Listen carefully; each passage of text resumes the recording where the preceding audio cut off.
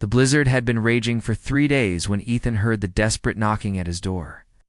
He set down his steaming mug of cocoa and glanced at the old grandfather clock in the corner of his cozy bookshop. Nearly midnight. Who would be?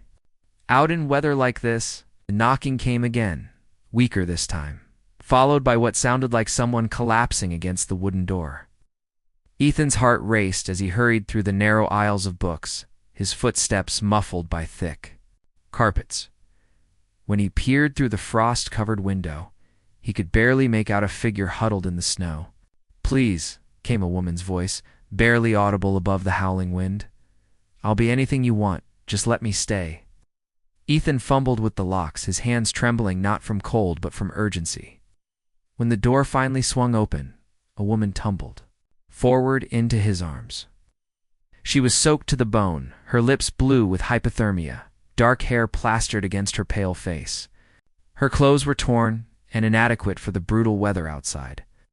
"My God," Ethan whispered, catching her before she hit the floor. "What happened to you?" Her eyes fluttered open, revealing the most striking green irises he'd ever seen. "Please, don't call anyone," she managed between chattering teeth. "No police, no hospitals, just ... just let me warm up."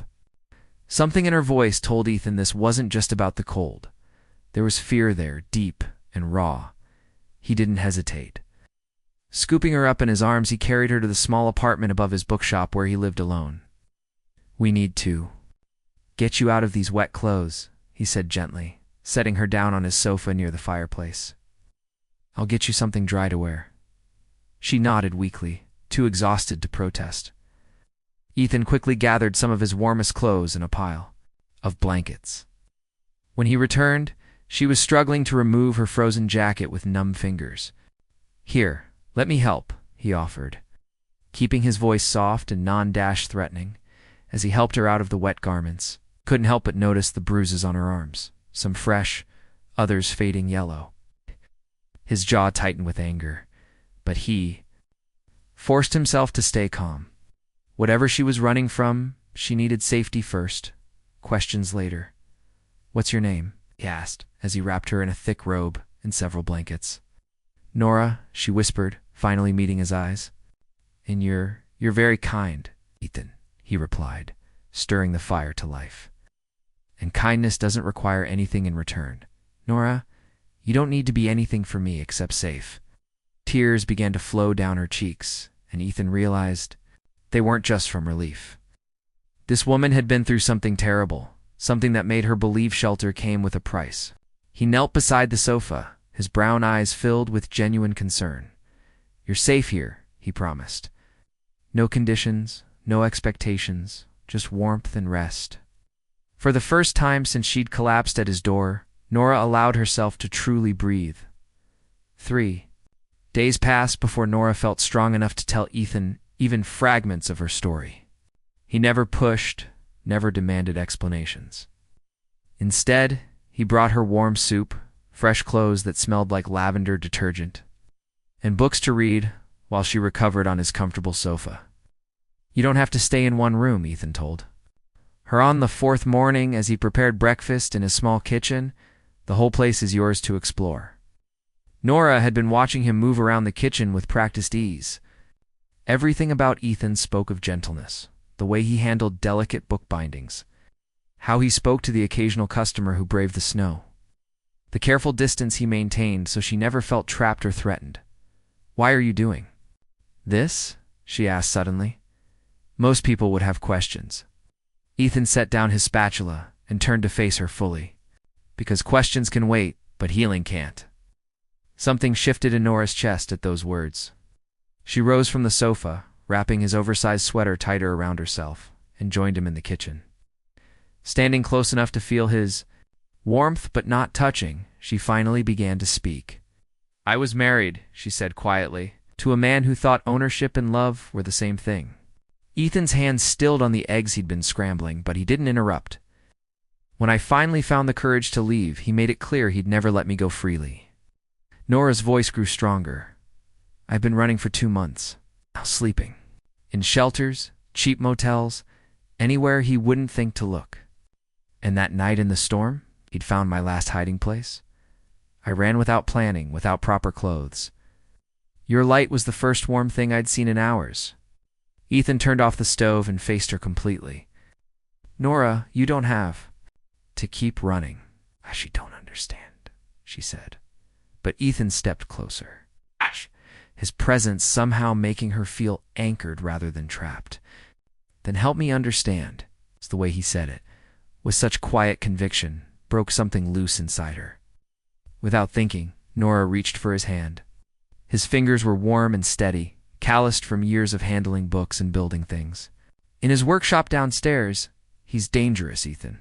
If he finds me here, he'll hurt anyone who helped me. Let me worry about that, Ethan said, bringing their joined hands up between them. The question is, do you want to stay? Nora looked into his eyes and saw something she'd almost forgotten existed. A man who asked what she wanted instead of telling, or what she needed. The attraction she'd been fighting for days suddenly felt impossible to ignore. Yes, she whispered. I want to stay. Ethan's free hand came up to cup her cheek, his thumb brushing away a tear she hadn't realized had fallen. The moment stretched. Between them, filled with possibility and the crackling of the fireplace. When he leaned down, and she rose up to meet him, their first kiss was soft, careful, and full of promises neither of them had planned to make. 2 weeks of peaceful mornings ended when Nora spotted the black sedan parked across from the bookshop.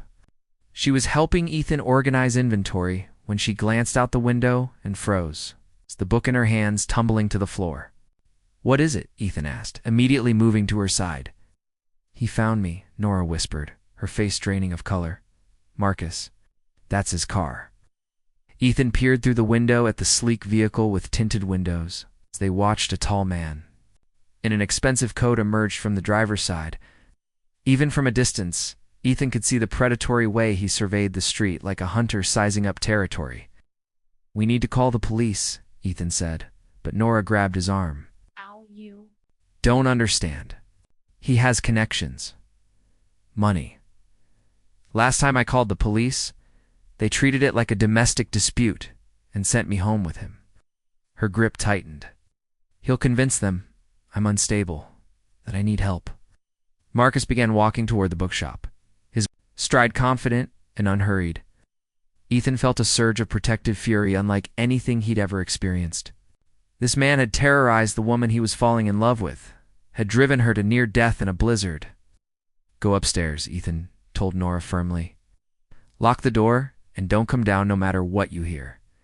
Ethan, no, he'll hurt you. Ethan took, her face in his hands, his eyes blazing with determination. Nora, trust me, I won't let him take you. The bell above the shop door chimed as Marcus entered. He was handsome in a cold way, with steel-gray eyes that quickly cataloged everything. In the room before settling on Ethan with disdain, I'm looking for my wife, Marcus said, his voice smooth but carrying an undertone of threat. Brunette, about 5'6", green eyes. Someone said they saw her in this area. We're closed, Ethan replied evenly, positioning himself between Marcus and the stairs leading to his apartment. Marcus smiled, but it never reached his eyes. That's not what I asked, friend. See, Nora has some emotional problems. Gets confused, runs off when she's not taking her medication. I'm just trying to bring her home where she belongs. Like I said, we're closed. The temperature in the room seemed to drop. Marcus stepped closer, close enough that Ethan could smell. His expensive cologne mixed with something darker, the scent of a man accustomed to getting his way through intimidation. You seem like a smart guy, Marcus continued, his voice dropping to a whisper. Smart enough to know you don't want to. Get involved in something that's none of your business. Ethan held his ground. Funny thing about my business, I get to decide what's part of it. Marcus's facade of politeness cracked. Where is she? Not here. The lie came easily, and Ethan was surprised by how calm he felt. Upstairs, he knew Nora was listening, probably terrified. But down here, facing the man who had brutalized her, Ethan felt something he'd never experienced before. The absolute certainty that he would do whatever it took to protect the woman he loved. Marcus reached into his coat. Ethan tensed. But the man only pulled out his phone. One call, Marcus said. and I'll have people here who won't be as polite as I'm being. Make your call, Ethan said quietly, but make it from outside my shop. The confrontation with Marcus had lasted only minutes, but it changed everything between Ethan and Nora after Marcus left with threats rather than violence. Nora had come downstairs to find Ethan calmly cleaning up some books that had been knocked over during the tense exchange. He'll be back, she said, her voice small. Probably, Ethan agreed, not looking up from the books he was straightening. But not tonight. Nora watched him work, saw how his hands trembled slightly despite his calm demeanor. You were afraid. Terrified, Ethan admitted, finally meeting her eyes. Not of him, but of losing you. The simple honesty in his words broke down the last of Nora's walls. She crossed to him, taking the book from his hands and setting it aside. When she looked up at him, her green eyes were bright with unshed tears and something deeper. Ethan, she whispered, I think I'm falling in love with you. His answer was to cup her face in his hands and kiss her with a passion that had been building for weeks. This wasn't like their first careful kiss by the fireplace. This was desperate, hungry, full of the recognition that life was fragile and love was precious. Nora's hands found the buttons of his shirt while his fingers tangled in her dark hair. They moved together toward the stairs, pausing on each step to touch, to kiss, to reassure themselves that they were real and together and safe. In his bedroom, with snow falling softly outside the windows and the warm glow of lamplight casting everything in gold, they made love with a tenderness that spoke of more than desire. It was healing, it was claiming, it was two wounded souls finding wholeness in each other. Afterward, Nora lay with her head on Ethan's chest, listening to his heartbeat slow to normal. His fingers traced lazy patterns on her bare shoulder. Can't stay here, she said quietly. He meant what he said about coming back. Then we'll leave, Ethan replied without hesitation. Nora lifted her head to look at him. Can't just abandon your whole life for me. Nora, Ethan said, his brown eyes serious. You are my life now. Everything else is just things. The certainty in his voice made her believe, for the first time since she'd left Marcus, that she might actually have a future, not just survival, but a real future with someone who chose to love her freely. Where would we go? She asked. Ethan smiled, the expression transforming his usually serious face. I have a sister in Oregon, runs a small coastal town library.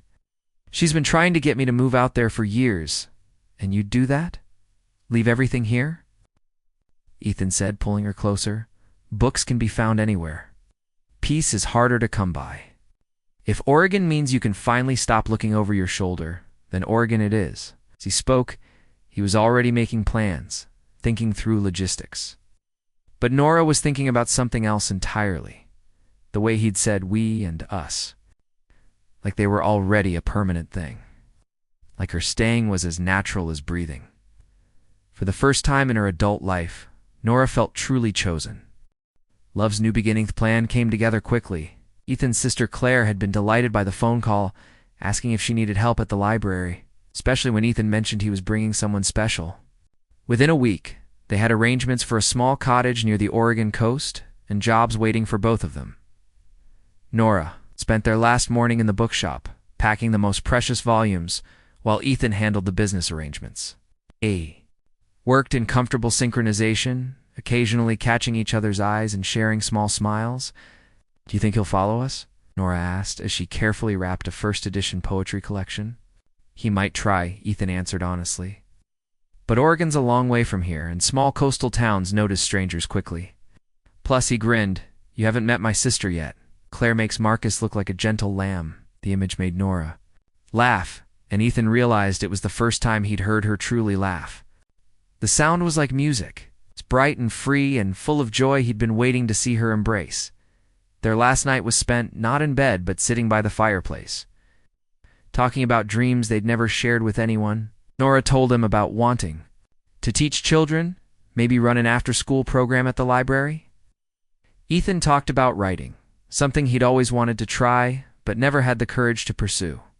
We could do both, Nora said, curled against his side. Teach kids to love books and stories. We, Ethan repeated, loving how the word sounded. I like the sound of that. As dawn broke over the snow-covered city, They loaded Ethan's truck with their carefully chosen belongings. The bookshop sat empty behind them, sold to a young couple who promised to maintain its cozy atmosphere. The drive to Oregon took 2 days, and with each mile between them and the past, Nora felt lighter. Ethan drove with one hand on the wheel, and the other holding hers, occasionally bringing their joined hands to his lips to press a gentle kiss to her knuckles. On the second evening, they stopped at a small motel overlooking the Pacific Ocean. Nora stood on the balcony, breathing in salt air and watching waves crash against dark rocks below. Ethan came up behind her, wrapping his arms around her waist. "No more running," he said, softly against her ear. Nora leaned back against his solid warmth. No more hiding. When they made love that night, it was different from before. There was still passion, still the desperate need to be close. But underneath it was something new: security. The knowledge that tomorrow they would wake up together, and the day after that, and all the days that followed. 3 months later, Nora stood in the children's section of Claire's library, reading to a circle of wide-eyed kids while Ethan worked. At a nearby desk, typing on his laptop.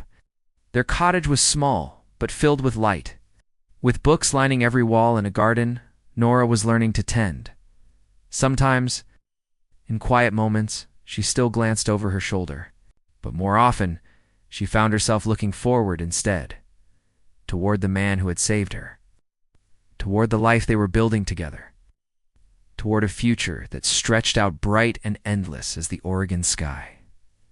When Ethan looked up from his writing and smiled at her across the library, Nora smiled back, her heart full of the same certainty that had carried her through that first terrible night in the snow. She was exactly where she belonged.